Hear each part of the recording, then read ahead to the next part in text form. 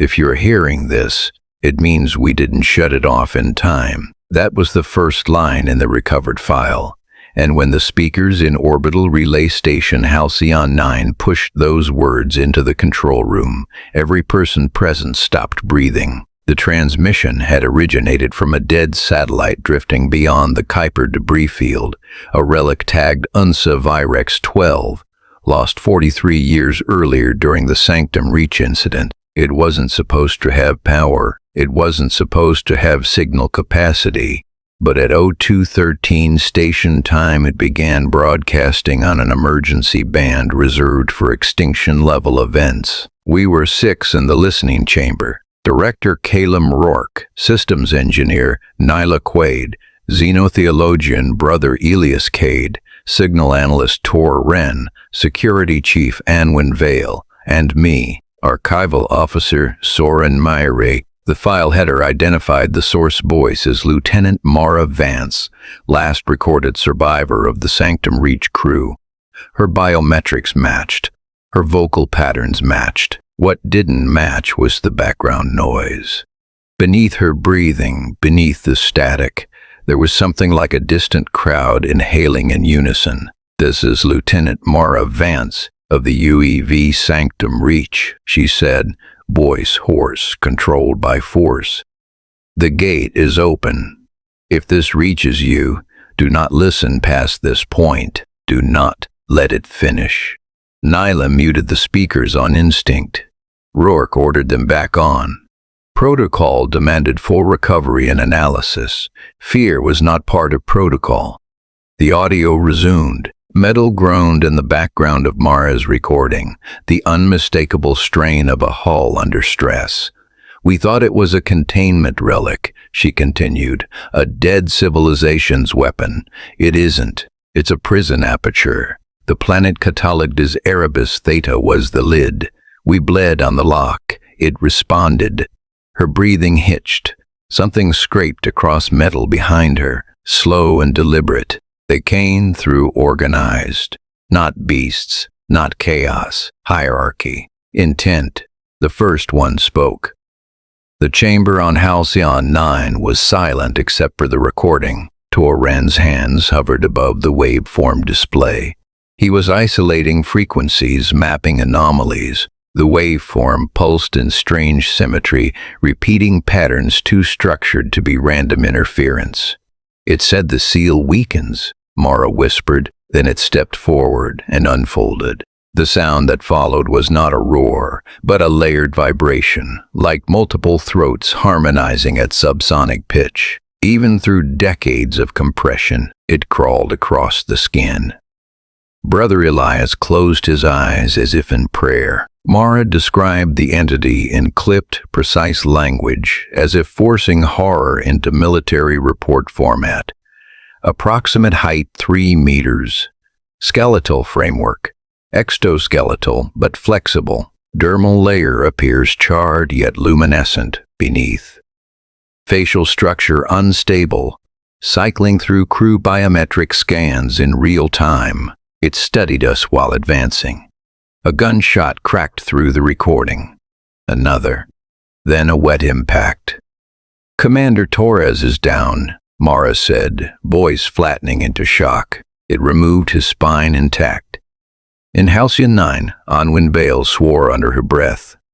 Rourke leaned closer to the speaker, as though proximity might reveal more. Mara continued, each word sharpened by terror held on a leash.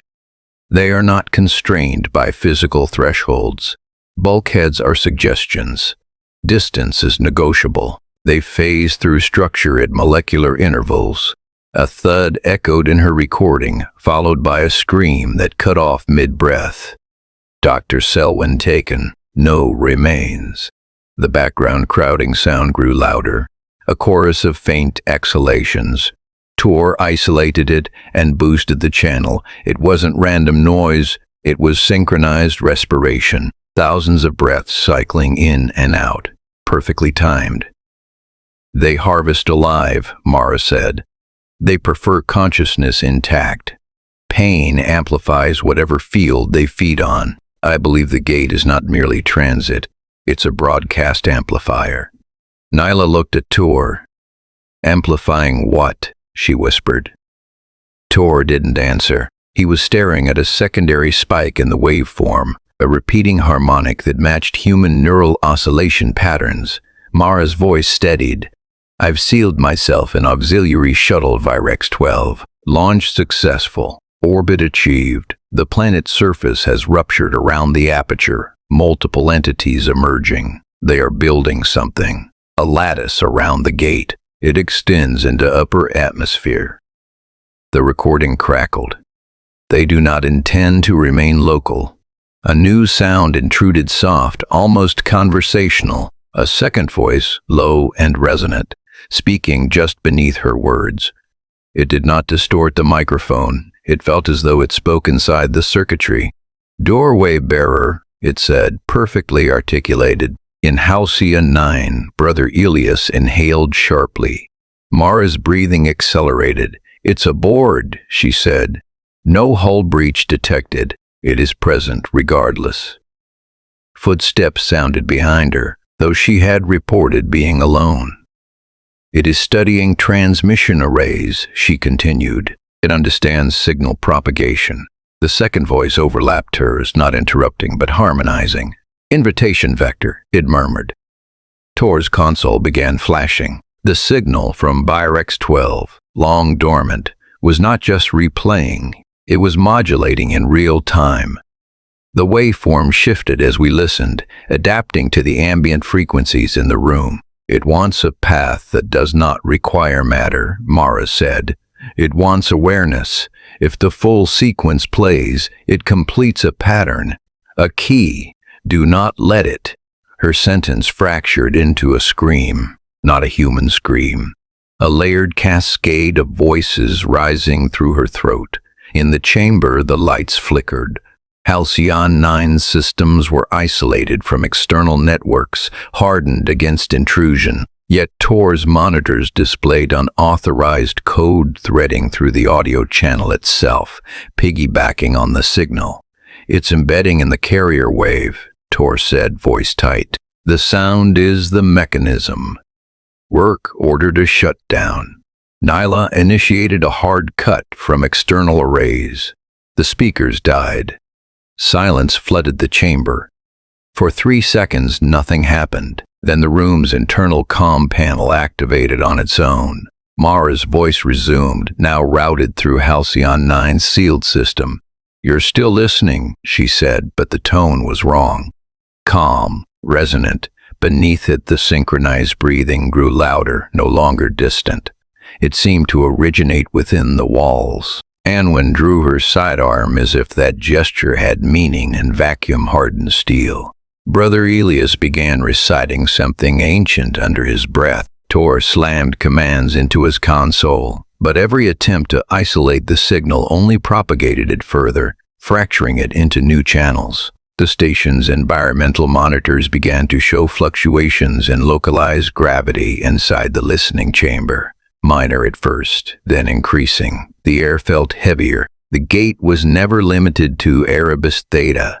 Mara's doubled voice said, it required demonstration. You have provided repetition. The overhead lights dimmed to a deep crimson hue without command input. Shadows lengthened along the curved walls. In those shadows, shapes thickened, as if darkness had acquired density. Nyla backed toward the exit hatch. It sealed before she reached it. No mechanical sound accompanied the closure. It simply ceased to be open.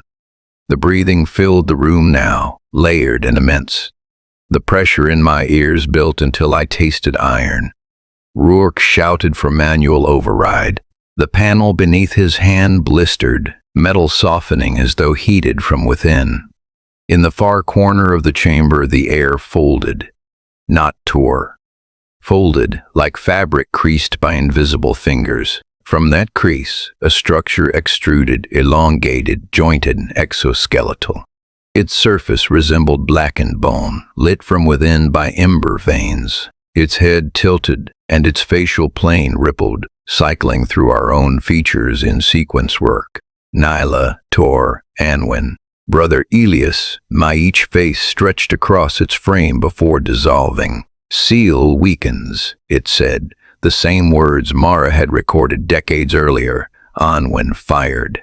The rounds slowed midair, suspended like insects in amber before dropping harmlessly to the floor. The creature advanced without moving its legs, gliding through the gravitational distortion it generated. Brother Elias stepped forward instead of back. "You were confined," he said, voice shaking but audible. "By whom?" The entity's internal light flared brighter. "By those who feared consumption," it replied, "by those now absent." Behind it, the crease widened. More shapes pressed against reality's thinning membrane, their outlines writhing, wings or limbs indistinct. The breathing resolved into words, thousands of layered whispers repeating a single phrase, invitation vector complete. Tor screamed that the signal was no longer external. It was emanating from inside each of us. Our neural scans on his display pulsed in synchronization with the waveform. The audio had not been a recording. It was a template, a blueprint, teaching matter how to open. Mara's original voice cut through the layered chorus one final time, faint but fierce. "Shut it down," she said. "Shut down your cells." I understood then. The pattern required conscious processing to stabilize. It required listeners. Rourke understood too. Without hesitation, he lunged for the chamber's emergency decompression lever. Anwen tackled him. Thinking he had lost his mind, he shouted over the roar in our skulls. "No atmosphere, no sound propagation. Kill the medium." The entity's head snapped toward him, ember light flaring to white. The crease behind it tore wider. A taloned limb reached through, brushing the floor and leaving frost where it touched. Nyla broke free and slammed the manual override beside Rourke. The outer hull vented with explosive force. The chamber's air ripped away in a violent torrent. Sound collapsed into vacuum. The breathing ceased mid-syllable. The entity convulsed, its form destabilizing as the pressure differential shredded the medium it had infiltrated. Without air, without vibration, its projection faltered. The crease snapped inward like a cauterized wound. Darkness flattened back into shadow. Silence became absolute. Emergency bulkhead sealed. Atmosphere slowly bled back into the chamber from reserve tanks. We lay scattered across the floor, lungs burning, ears ringing in true silence now. Tor's console displayed a final message from the Bayer X-12 feed before it severed completely. Invitation denied. We later confirmed that the satellite beyond the Kuiper debris field had disintegrated, its power core overloaded from within. No residual signal persisted. No anomalous frequencies remained in Halcyon 9's systems. But we archived Mara Vance's warning in the most restricted vault we possess. Not as recovered tragedy, but as proof. Hell does not require fire. It requires audience. The door did not open because we refused to let it finish speaking. And yet, somewhere beyond the silence, something waited patiently for the next voice brave enough to press play.